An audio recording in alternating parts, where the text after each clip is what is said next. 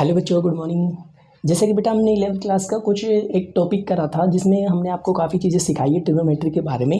तो बेटा हम आज आगे बात करते हैं कि किस तरीके से अपन ट्रिग्नोमेट्री के आगे के सवाल करते हैं। जैसे अपन ने 3.1, 3.2 और उसकी बेसिक चीज़ें सारी सीखी थी, फॉर्मूले प्रूफ करना सीखे थे। तो आज हम आगे बात करते हैं उसके ऊपर, ठीक है, ताकि आपको और ज़्यादा चीज़ें क्लियर हों। ठीक है, तो मैं कुछ क्वेश्चंस और करवाता हूँ क्योंकि बेसिक चीज़ें अपन ने पढ़ ली है। ठीक है, तो आप आगे क्वेश्चन करते हैं। ठीक है ना, तो देखो आगे के क्वेश्चन कैसे करेंगे। मैं एग्जांपल करवा रहा हूँ, एग्जांपल नंबर 14। ठीक है, अपन एग्जांपल नंबर 14 कर रहे हैं, उदाहरण नंबर 14। ठीक है, ध्यान रखना एक ही क्वेश्चन को आप देखते रहो। ठीक है, मैं क्वेश्चन लिखता जाऊँगा, आप देखते रहना और अपनी बुक से मैच करवाते रहना ताकि आपको जब क्वेश्चन की प्रैक्टिस करो तो आपको ध्यान रहे। ठीक है, तो ध्यान रखना बेटा, मैंने एक क्वेश्चन करवाया भी था, आपको बेसिक में याद हो तो। ठीक है, फिर भी एक बार और समझा देता हूँ ताकि आपको चीज़ें ज़्यादा समझ में आए।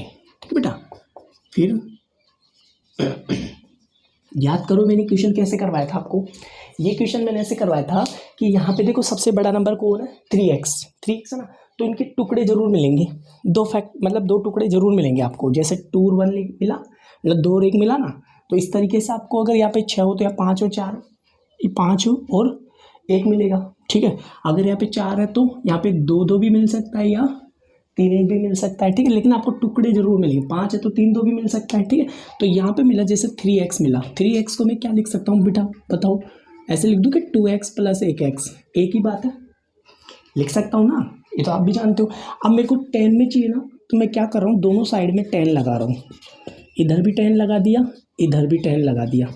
ठीक है, लगा सकते हैं ना बेटा। अब 10 है तो 10 में ही आंसर चाहिए ना, तो फिर 10 लगाना पड़ेगा। साइन में चाहिए तो साइन लगाना पड़ेगा, कोड चाहिए तो कोड में लगाना पड़ेगा। ठीक है, तो इसको तो एज इट इज छोड़ दो और इसका कोई फॉर्मूला बता रखा है 10a + b।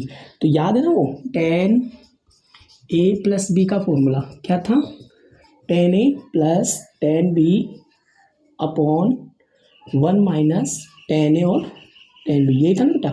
ठीक है, तो मैं इसको ऐसे लिख रहा हूँ 10a यानी कि 2x + 10x।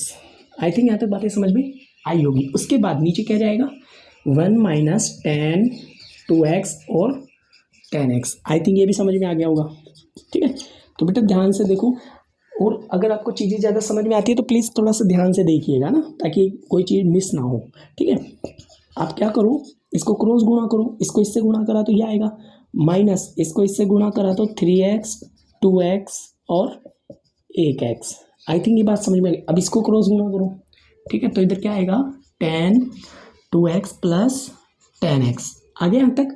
अब मेरे को क्या चाहिए, देखो अब आंसर मैच कराओ, ऐसा चाहिए ना, तो इसका मतलब ये दोनों इधर आ जाएंगे, ये बाकी उधर चले जाएंगे। तो मैं इसको ऐसे लिख दूँगा बेटा, 3x माइनस का 10 2x, ये इधर आ गया, ये भी इधर आ गया।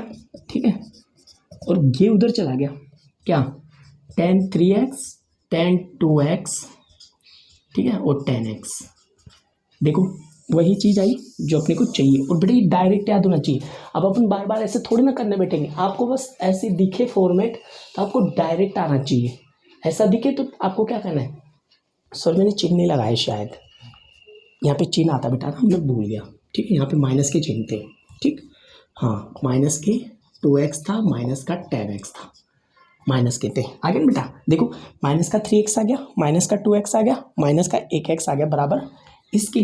ठीक है, तो आई थिंक यहाँ तक बातें समझ में आई होगी। तो तब भी आपको ऐसा क्वेश्चन दिखे जैसे मल्टीप्लाई में हो तो आप बीच में माइनस लगा के लिख सकते हो। ठीक है, अगर माइनस में हो तो डायरेक्ट अपन मल्टीप्लाई में लिख सकते हैं। ठीक है, मैंने प्रूफ करके दिखा दिया। डायरेक्ट अगर आ जाए ऑप्शन में तो आप ऐसे डायरेक्ट करोगे। ठीक है, फिर इस तरीके से सॉल्यूशन नहीं करोगे, आपको फॉर्मूला ये लगा के करना है अगर बेसिक करना चाहते हो तो। ठीक है, तो एक बार आप नोट कर लीजिए। ठीक है, ताकि आपको ध्यान रहे। और प्लीज़ हमारा वीडियो अगर पसंद आ रहा है तो प्लीज़ लाइक का बटन जरूर दबाइए और हमारे चैनल को सब्सक्राइब जरूर कीजिएगा अगर आप हमारे चैनल पे नए आए हो तो। और बेल आइकन का बटन जरूर दबाइए ताकि जब भी हम वीडियो अपलोड करें तो आपको सबसे पहले नोटिफिकेशन मिल सके। ठीक है बेटा, तो ध्यान रखो। ठीक है, आई थिंक यहाँ तक कॉपी कर लिया होगा। ठीक है, चलते हैं आगे, चलो देखो नेक्स्ट क्वेश्चन। और बेटा अगर थोड़ा सा कम समझ में आ रहा है तो एक बार वापस आप वीडियो को देखिएगा। ऐसे नहीं कि आप बस एक बार देख लिया फिर वापस स्किप कर लिया। प्लीज़ कोई भी चीज़ की देखना है तो कंप्लीट देखो। ठीक है, ऐसे नहीं कि आप टुकड़ों में से स्किप कर करके देख रहे हो। ठीक है बेटा, उससे आधी चीज़ें समझ में आती है। आई थिंक यहाँ तक बातें समझ में आई होगी। ठीक है, हो गया एग्जाम्पल। ठीक है, नेक्स्ट एग्जाम्पल करते हैं। ठीक है, एक एग्जाम्पल और लगाते हैं। चलो पहले उससे पहले मैं सवाल करवा देता हूँ, फिर एग्जाम्पल पे आता हूँ। ठीक है, अब जैसे मैंने क्वेश्चन नंबर 3.3 का क्वेश्चन नंबर फर्स्ट करवा दूँ। ठीक है, question number first I think मैंने समझाया होगा, शायद नहीं समझाया तो कोई बात नहीं, समझा दिया तो ठीक है, नहीं समझाया तो भी कोई दिक्कत नहीं बेटा, वापस कर लेंगे अपन, तो क्या फ़र्क पड़ता है उससे। ठीक है, चीज़ें क्लियर ही तो होगी ना अपनी, ऐसे थोड़ी ना कि कोई टाइम वेस्ट हो रहा है। ठीक है, तो आप टेंशन ना लो, आपको एक एक चीज़ समझनी है और एक एक चीज़ पे काम करना है। ठीक है बेटा, फिर क्या दे रखा है, माइनस का 1/2 लेके आना है।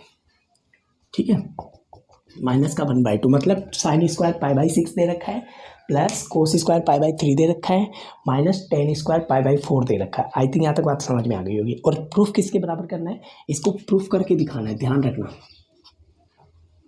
ठीक है, प्रूव दैट। ठीक है, प्रूफ करना है।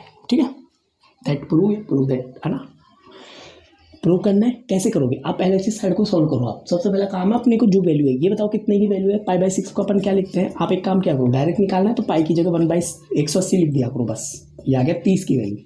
मतलब π/6 होता है 30, कितने आता है इसका वैल्यू, इसकी वैल्यू आती है 1/2 का होल स्क्वायर माई प्लस कोस। अब इसका π/3 निकालना है ना, π/3 आप 180 रख दो डायरेक्ट, कोई ज़रूरत नहीं है कि आप इसको 180/π से मल्टीप्लाई करो, नहीं, आप डायरेक्ट 180 रख सकते हो। ठीक है, ये आ गया 60, ये 60 की वैल्यू है।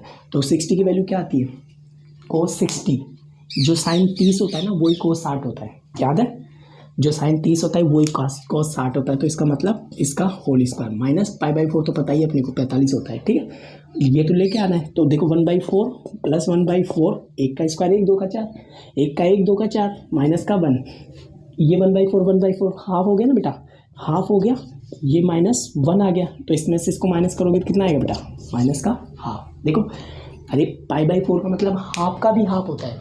ठीक है, तो आधे का आधा है ना, ये भी आधे का आधा है, तो आधे का आधा और आधे का आधा मतलब 25%। आप पूरे को जैसे पूरा है ना ये, तो इसके 4 टुकड़े करने हैं। देखो 1/4 1/4 1/4 1/4, ये है, तो देखो ये और ये मिलके कितना हो गया, हाफ हो गया।